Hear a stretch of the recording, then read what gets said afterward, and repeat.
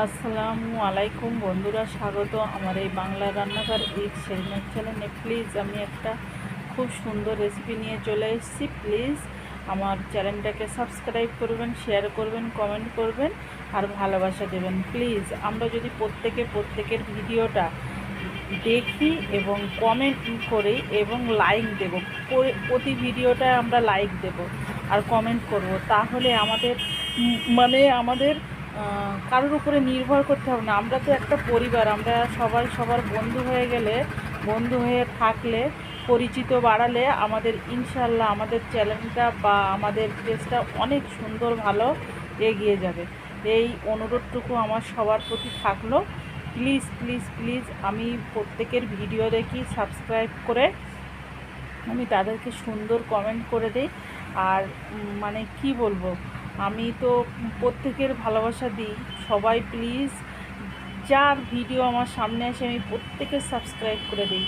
এইটুকু আপনারা সবাই করেন, তাহলে অনেক অনেক অনেক অনেক ভালোবাসা আগে ভালোবাসা দিন, তারপরে ভালোবাসা পাওয়ার আশা করতে হবে। এইটুকু আমি বুঝতে পেরেছি। তা প্লিজ দাদা ভাইরা, দিদি ভাইরা যারাই দেখছেন, প্লিজ একটু এই ভিডিওটাকে ভালোবাসা দেবেন। এইটুকু আপনাদের কাছে আমার অনুরোধ থাকলো। আর এছাড়ার বেশি কিছু আমি চাই না। দেখুন, আমি যেভাবেই রান্না করি না কেন, অত হয়তো আপনাদের মতন ভালো রান্না করছি না, কিন্তু একদম গ্রাম্যভাবে রান্নাটা করলাম। দেখেছেন, সবার প্রথমে পেঁয়াজ ঝালটা লাল ভেজে নিয়ে, পেঁয়াজটা খুব সুন্দর করে ভেজে নিয়েছি। নেওয়ার পরে মাংসটা দিয়ে তারপরে কিন্তু আমি আদা রসুন বাটা আর জিরে মরিচ বাটা দিয়েছি, এলাচ, তার সঙ্গে এলাচ, দালচিনি, লবঙ্গ সব কিছু বেটে দিয়েছি। আর তারপরে মিট মশলা, গুঁড়ো ঝাল আর আপনার হলুদ আর লবণ, এই করা সব মিশ্রণ একসঙ্গে দিয়ে টমেটো দিয়ে মাংসটা এইভাবে আমি রান্না করব।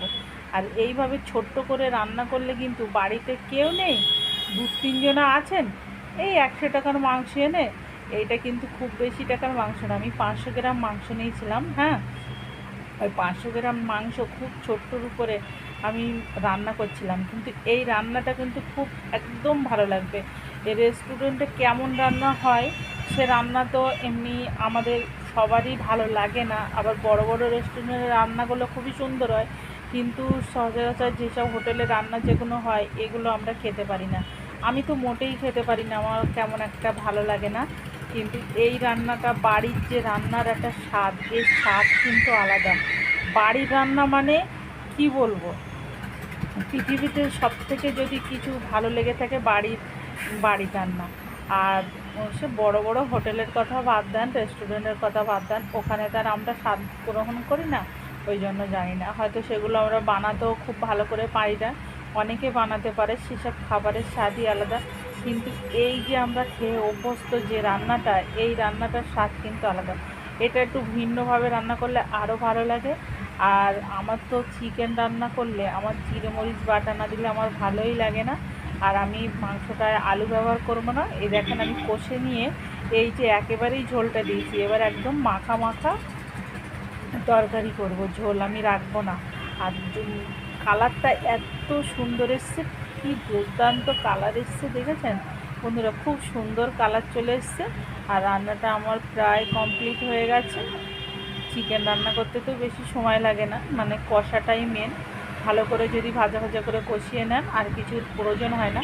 আমি উপরে একটু ধনেপাতা দিয়ে নামিয়ে নেব, আরেকটু সামান্য, আর 5 মিনিট রেখে দিয়ে আমি নামিয়ে নেব রান্নাটা। রান্নাটা হয়ে এসছে। প্লিজ বন্ধুরা, যদি বাড়িতে মানে ছোট্ট করে মাংস রান্না করে খেতে চান, এইভাবে রান্না করবেন, দেখবেন কেমন ভালো লাগে, খুবই ভালো লাগবে, একদম পারফেক্ট হবে। আর এই মাংসটা খেতে অনেক স্বাদ লাগে। আল্লাহ হাফেজ।